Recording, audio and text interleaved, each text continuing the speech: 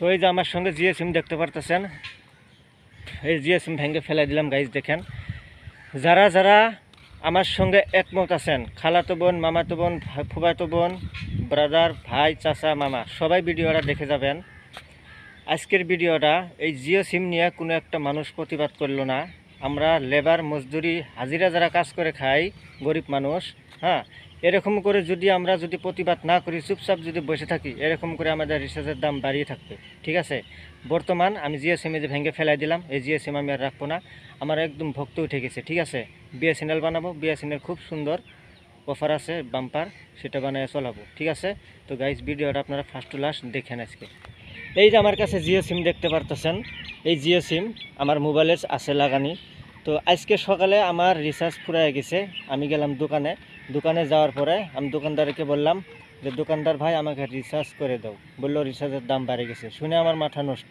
ঠিক আছে, তো বললাম কত হয়েছে? বললো আগে 239 টাকা আসলে, এখন বর্তমান হয়েছে তোমাদের রিচার্জ 299 টাকা, মানে 300 টাকা। 1 টাকা ঘুরাই দিবে না। 300 টাকা দিলে আপনাকে 1 টাকা ঘুরাই দিবে না, 300 টাকা দেবেন। তো ঠিক আছে বন্ধুরা, আজকে আমার একটাই দুঃখ লাগছে যে আসামের ভিতরে, ইন্ডিয়ার ভিতরে এত বড় বড় মানুষ, ইউটিউবার থাকতেও কোনো একটা মানুষ প্রতিবাদ করলো না। আজকে আমি প্রতিবাদ করতেছি এটাই। দেখেন এই যে আমার কাছে জিও সিম, ডাইরেক্ট ভেঙে আমি সিম ফেলাই দেবো। এই সিম আর আমি রাখবো না। কারণ আমার একটাই খারাপ লাগছে, আজকে অনেক গরিব মানুষ আছে যারা দিন হাজিরা মজদুর কাজ করে, মানে দিন হাজিরা কাজ করে খায়, 200, 300, 400 টাকা হাজিরা এরকম পায়। 300 টাকা যদি রিচার্জ করে, বাকি 100 টাকা দিয়ে কি বাজার হবে কোন দিন ভাই আপনারা বলেন? লেবার মজদুরের দাম কখনো বাড়ে না এই এই ভারতে, চিন্তা করেন আপনারা। আর এইরকম যদি দাম বাড়ে থাকে রিচার্জের, তো আপনারা একটাই সবসময় মাথায় রাখেন যে বর্তমান বিএসএনএল আছে, আপনারা বিএসএনএল সিম বানান, বিএসএনএল সিম খুলে নেন সবাই। খুব ভালো একটা অফার, খুব ভালো প্রচুর পরিমাণ অফার, কল করতে পারবেন, ডাটা চালাতে পারবেন, নেটপ্যাক, কোনো ফ্যাসিলিটি খুব সুন্দর আছে। আমার সঙ্গে যারা যারা আছেন, একমত আছেন, আমার সঙ্গে যারা সাপোর্ট করতেছেন, সবাই আপনারা কমেন্ট করবেন আর সবাই ভিডিওটা শেয়ার করে দিবেন। মানে যাওয়া কিছুদিন আগে মুকেশ আম্বানির বেটার বিয়ে গেছে, আপনারা কম বেশি সবাই জানেন। সেই বিয়েতে 50 কোটি টাকা খরচ করেছে, আর এই টাকাটা এখন কীরকম করে উঠাবে তিনার মাথা নষ্ট। ঠিক আছে, আর সেই বিয়েতে অনেক বড় বড় সেলিব্রিটিকে তিনাদেরকে ইনভাইট করছে, নাচ গান ড্যান্স করছে। আপনারা কি সবাই বসে বসে দেখছেন? আমরা বসে বসে দেখছি।